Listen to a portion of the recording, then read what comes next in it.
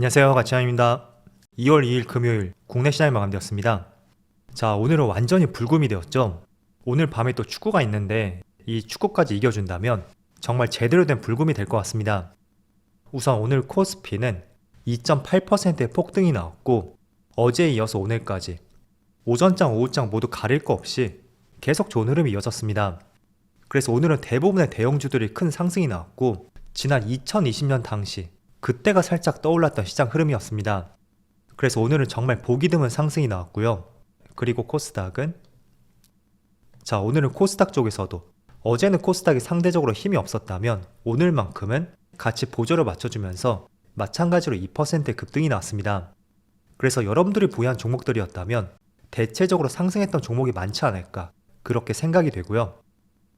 그리고 시가총액 상위 종목들을 보면 우선은 보시는 것처럼 모든 종목들이 빨간불이 들어왔습니다. 그래도 저는 자동차 관련주들 이쪽이 보다 강세 흐름이 나왔었고 오늘 시장의 가장 중심주이지 않을까 이런 생각을 하고 있습니다. 그래서 기아는 다시 한번 신고가를 경신했고 그리고 네이버도 실적 발표와 함께 오늘 굉장히 좋은 흐름이 나왔었죠. 그리고 금융주도 마찬가지로 굉장히 좋은 흐름이었고요. 그리고 코스닥도 한 종목을 제외하고 전 종목이 모두 빨간불이 들어왔습니다. 특히 코스닥 쪽은 제약 바이오 업종 그쪽이 보다 좋은 흐름이 나왔었고 또 초전도체 관련주인 신성 델타테크 이 종목은 또다시 급등이 나왔네요. 자, 그리고 코스피의 수급을 살펴볼게요. 오늘도 다시 한번 외국인의 많은 순매수가 들어왔고요. 약 1조 9천억 엄청난 매수세가 들어왔습니다. 그리고 기관도 마찬가지로 6,400억이 들어오면서 합치면 2조 5천억이 들어왔어요. 그래서 정말 보기 드문 수급이었었고 최근의 거래대금에 비해서 거의 50% 가까이 그 정도 증가한 거래대금이죠. 그리고 코스닥은 오늘은 코스닥도 마찬가지로 기관과 외국인의 양매수가 들어왔습니다. 물론 금액 자체는 많진 않았어요. 그리고 삼성전자는 오늘 기관과 외국인의 많은 순매수가 들어왔고 그리고 오늘 다시 한번 신고가를 경신했던 자동차 관련주 특히 기아는 외국인이 2,700억가량의 굉장히 많은 순매수가 들어왔습니다. 그리고 현대차도 마찬가지로 외국인이 5,500억의 순매수가 들어왔고 기관도 마찬가지로 순매수가 들어왔었죠. 또 오늘 좋은 실적 발표를 했었던 네이버 마찬가지로 기관과 외국인의 많은 순매수가 들어왔습니다. 자, 그럼 이어서 주체별 매매 동향에 대해서 살펴보도록 하겠습니다. 2월 2일 외국인이 가장 많이 매수한 종목은 현대차, 기아, 삼성전자, KB금융, 하나금융지주 이렇게 순서대로 매수했고 자동차 관련주가 한마디로 정말 미친 듯한 매수세가 들어온 것 같아요.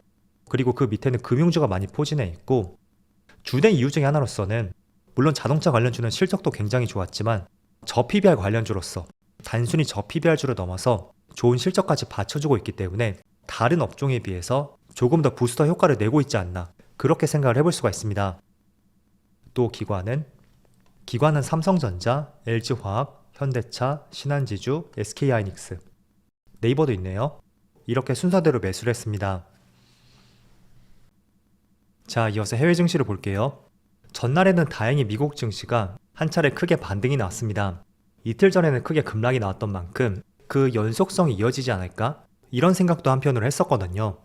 그런데 나스닥은 1.3% 급등이 나왔고 S&P 500도 비슷한 상승이 나왔었죠.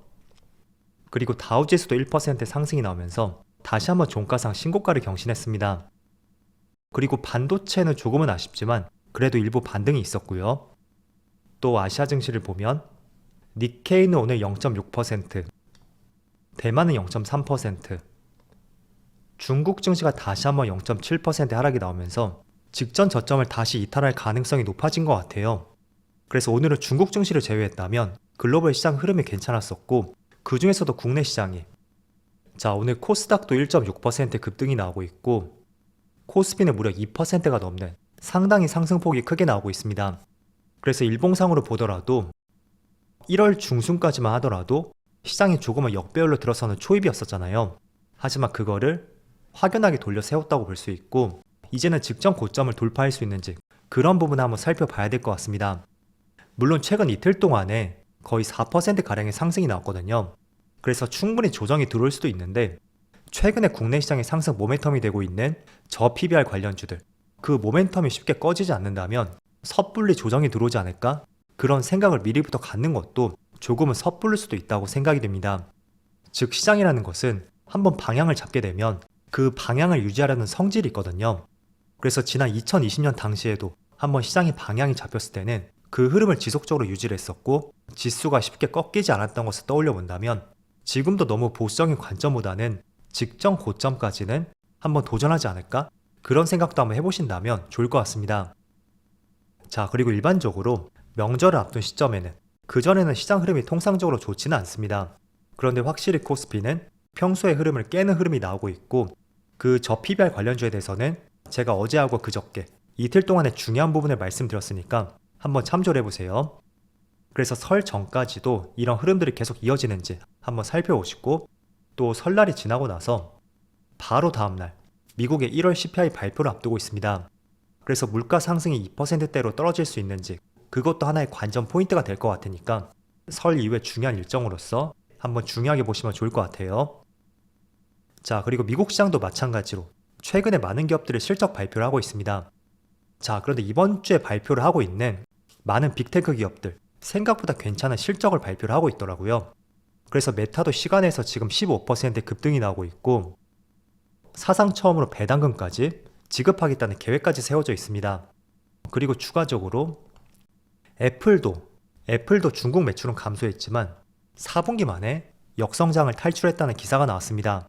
그래서 미국 시장의 빅테크 기업들 생각보다 견조한 실적이 나오고 있고 그거는 주가를 크게 짓누를 수 있는 가능성이 적다고도 볼 수 있으니까 그 점도 참조를 해보시고요. 자, 그리고 오늘은 많은 종목들이 상승이 나오고 있지만 그 중에서도 저는 자동차 관련주가 단연 대장주였다고 생각을 하고 있습니다.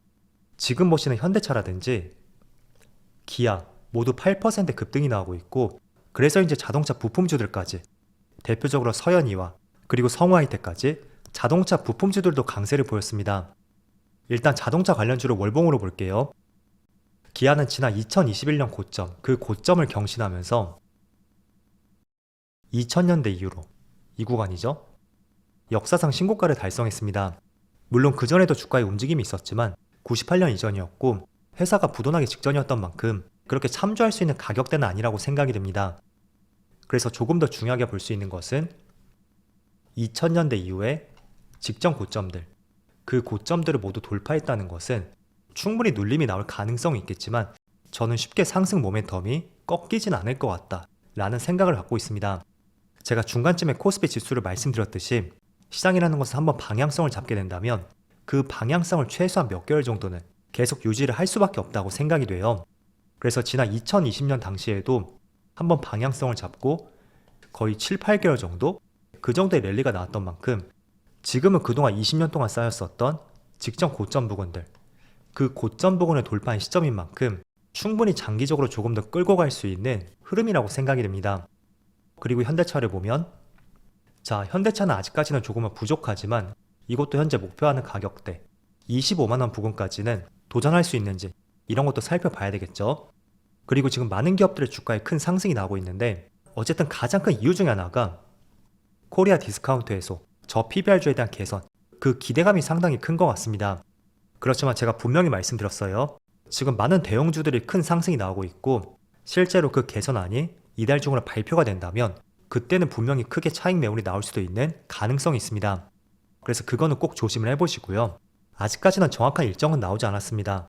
때문에 일정 꼭 살펴보시고 실제로 그 내용과 함께 주가에 한 차례 조정이 나오는지 첫 번째로 그걸 포인트로 보시고요. 또 두 번째는 정말로 조정이 나왔다면 그게 주가의 고점이 아닌 다시 반등하려는 시도가 나오는지 그런 것을 꼭 살펴봐야 될 것 같습니다. 대표적으로 비트코인 같은 경우에도 최근에 6,200만원까지 올랐지만 미국에서 ETF를 승인하고 나서 고점에서 거의 20% 가까이 또 가격 하락이 있었거든요. 그래서 같은 이치로서 대입해서 보셨으면 좋겠습니다. 자, 그리고 또 한 가지, 최근에 금투세 폐지에 대해서 다시 한번 정책적으로 드라이브를 거는 것 같습니다. 자, 그런데 일각에서는 금투세 폐지가 개인들에게는 큰 효과가 없을 것이다, 그런 전망이 있더라고요. 대표적인 이유로서는 금투세를 내는 투자 비중은 전체 투자자의 2.5%밖에 되지 않는다, 이걸 하나의 주된 이유로 설명을 하더라고요. 하지만 저는 그렇게 보진 않고요.